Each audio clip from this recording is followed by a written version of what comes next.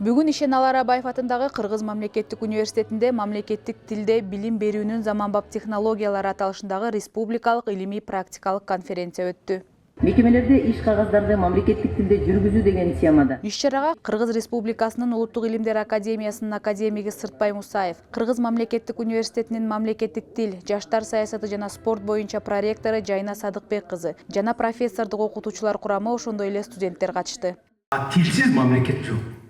Ошондуктан тилге Иш-чаранын жүрүшүндө Кыргыз Республикасынын Улуттук илимдер академиясынын академиги Сыртбай Мусаев сүйлөп, мамлекеттик тилди өнүктүрүүдөгү жогорку окуу жайларынын ролуна жана мамлекеттик тилде сапаттуу билим берүүнүн маанисине токтолушту. Сүйлөгөн сөздөр да биз көп улуттуу өлкөбүздө жок.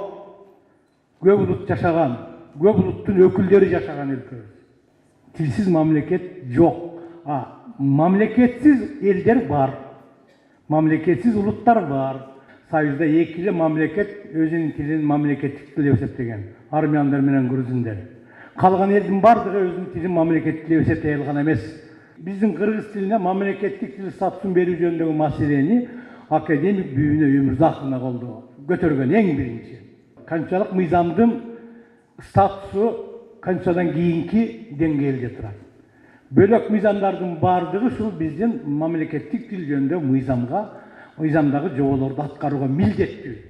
Илимий практикалык конференциянын алкагында Кыргыз-Түрк Манас университетинин профессору Бурул Сагынбаева кыргыз тилин колдонуу чөйрөсү жана андагы олуттуу маселелер, Ишеналы Арабаев атындагы Кыргыз мамлекеттик университетинин профессору Толгонай Сыдыкова мамлекеттик тилде билим берүүдө термин маселеси, Жусуп Баласагын атындагы Кыргыз улуттук университетинин доценти Айнура Бешкемпирова мамлекеттик тилде иш кагаздарын сабаттуу жүргүзүү темаларында доклад жасады. Мамлекеттик тилде иш кагаздарын сабаттуу алып баруу үчүн негизги принциптерди эле айтып кетейин.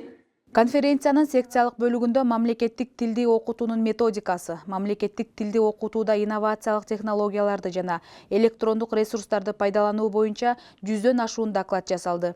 Докладтарда мамлекеттик тилди окутуудагы актуалдуу маселелер каралып, аларды чечүү жолдору сунушталды. Иш-чаранын жыйынтыгында мамлекеттик тилде билим берүүнүн сапатын жакшыртууга багытталган бир катар сунуштар жана чечимдер кабыл алынды. Ошондой эле баяндамачыларга сертификаттар тапшырылды.